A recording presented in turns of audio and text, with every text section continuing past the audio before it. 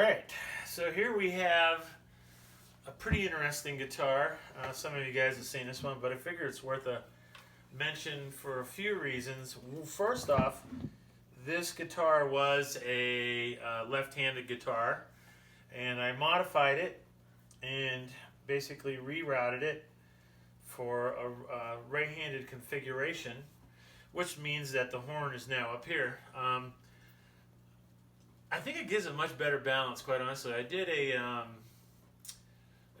Gibson like that as well, a Destroyer, and it was a reversed body as well. It was a left-handed body that I had flipped over, and it's very comfortable. You know, a lot of times you have to mount the strap down in there to find a good spot for them, but I was never comfortable with having the strap hitting me in the palm of my hand as I was working down in the upper registry playing. So this particular one really gives me full access, and I don't have to worry about a strap pin or a strap being in the way down in the heel area.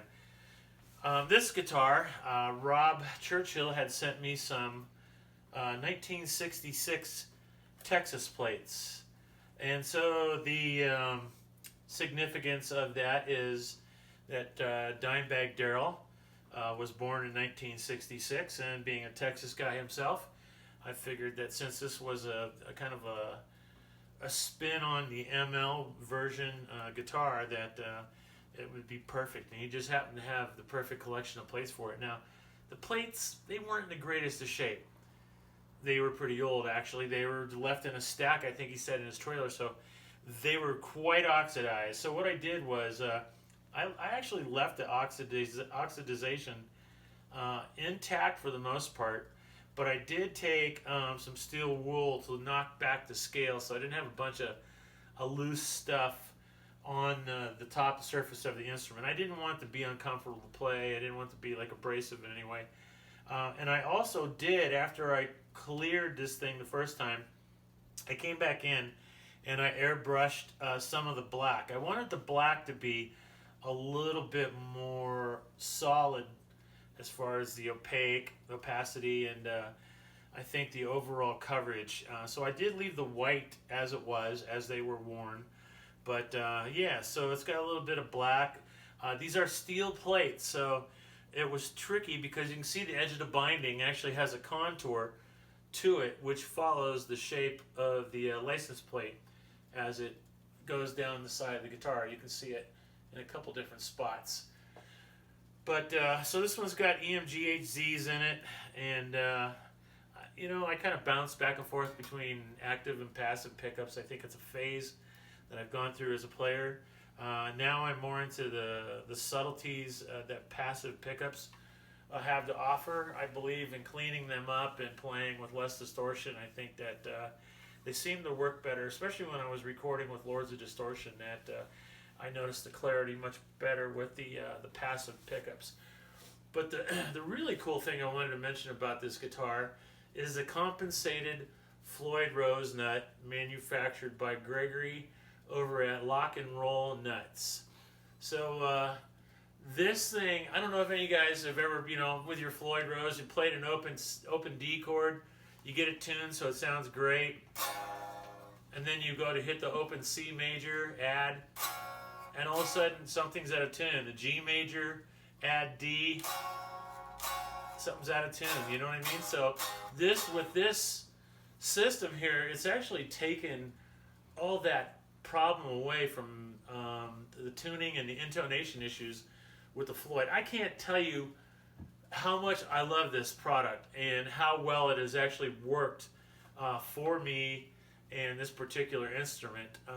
I do know that he does not have these in R5s yet, but he does have the R3s and R4s in stock, and I suggest, and I think I can completely say that it's probably the best investment that I've made on this particular guitar as far as being able to stay in tune and play chording in the open chord position and not have any stray tuning issues with one string or the other.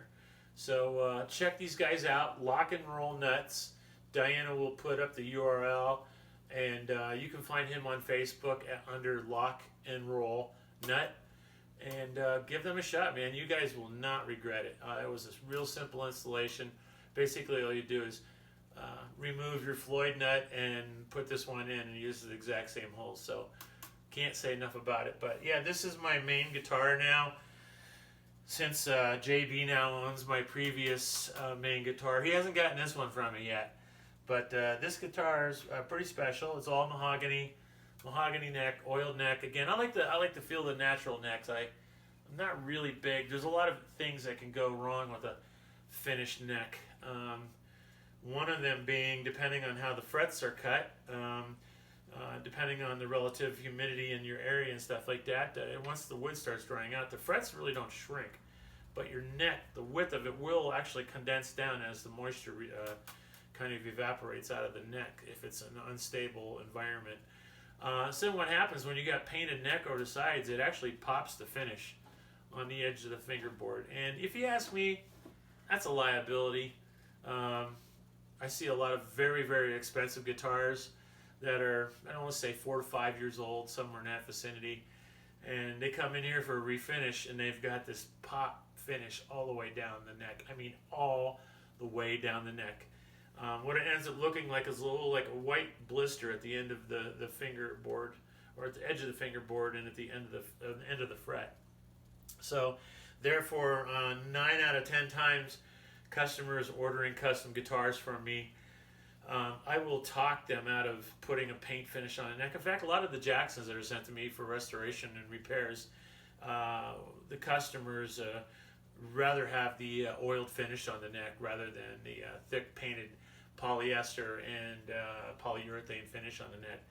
Personally, it's a matter of choice, but I think it's a better decision to go with an oiled finish neck, one you can maintain, keep it up, but a lot less problems for you if you ever do have to refret your neck. So you don't have to get into refinishing your neck at the same time. So that's about it for this guitar. 1966 Texas Reverse ML.